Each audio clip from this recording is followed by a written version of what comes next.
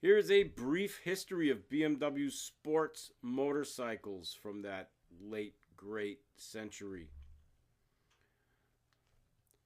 Designed by Max Friese, this model was the first BMW motorcycle built, and it introduced a number of key elements of BMW design: a horizontally opposed engine, shaft drive, and twin tube frame.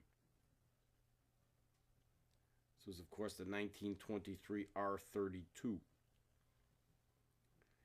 In 1937, riding a highly modified version of this BMW model, Ernst Henne set a world speed record, 173.7 miles per hour, that stood until 1951.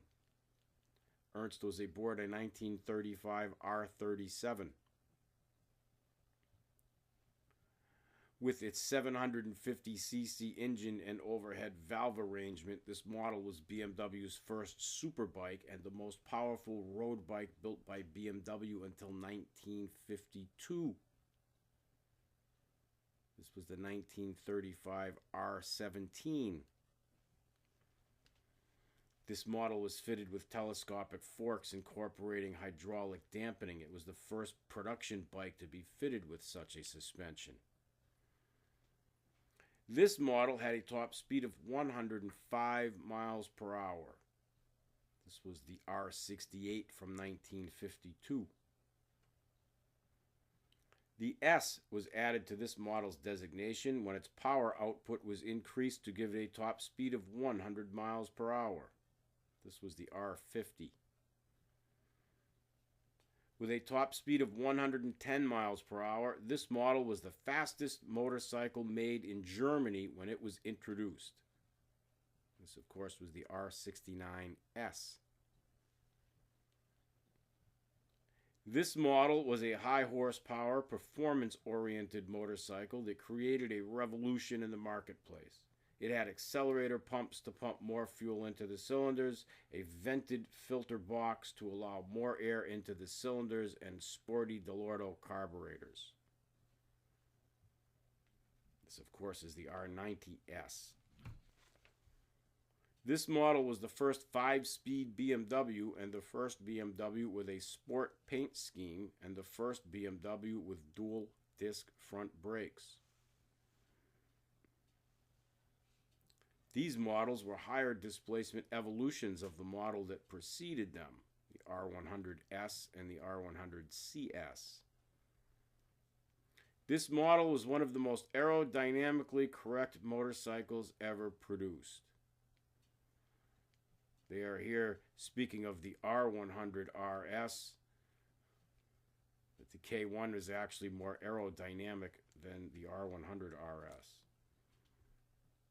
This innovation was pioneered by BMW for motorcycle applications. The anti-blockier system, your anti-lock brake system, first fitted to a motorcycle by BMW. This model is the latest iteration of the BMW sports touring motorcycle. And the reason for this segment: the R1100S was a neat bike.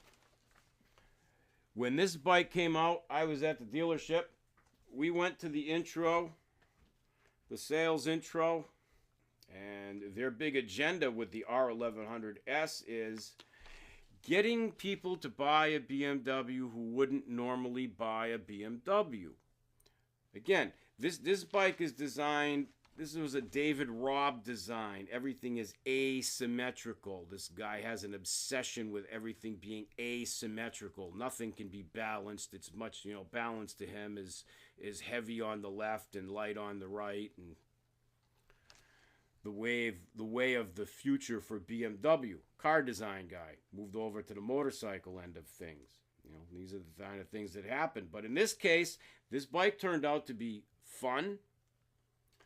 And I will tell you, this is the first BMW that would wheelie on its own out of the box. You didn't have to dump the clutch or do any foolishness, yank back on the bars or anything. You could actually ride down the road and just roll that throttle on, and it would loft the front wheel in the air.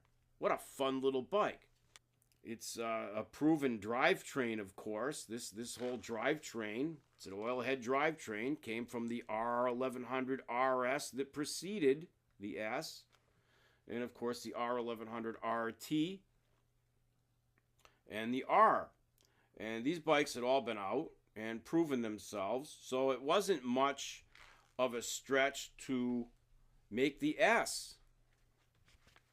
A lightweight, sporty version of the BMW Boxer. What a great idea. Why buy the R1100S? We got a slight increase in horsepower, a weight reduction by use of a fair amount of magnesium components, your cylinder head covers. They put a lighter alternator on the bike, and they put a really tiny battery in to keep the weight way down.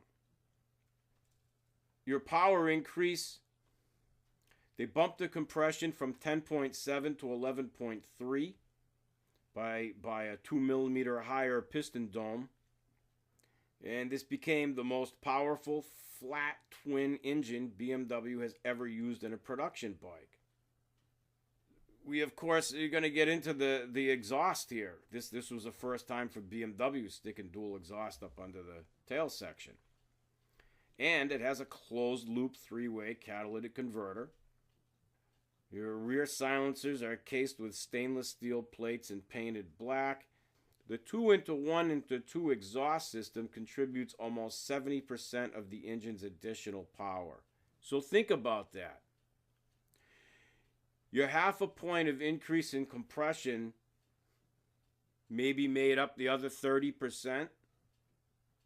But they're saying here, right from BMW, that 70% of the power increase came from that exhaust system. So that would tell you there's room to free up the other bikes, eh? You might be wrong there. So that's it for now. If you want more R1100S, post in the comments there, and when I see enough interest, I'll put together some more segments for this. Very interesting bike, and I got a lot to say about it. So. That's it for now, my friends. Take care. Thank you.